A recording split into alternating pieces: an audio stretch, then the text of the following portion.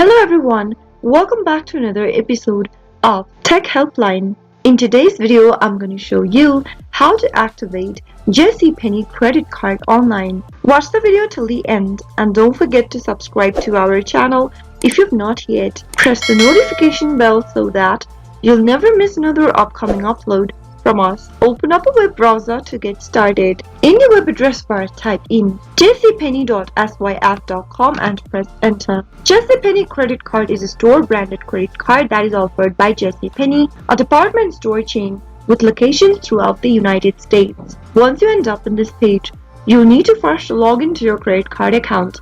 In order to activate, go ahead and enter your user ID in the first text box and type in your password on the next.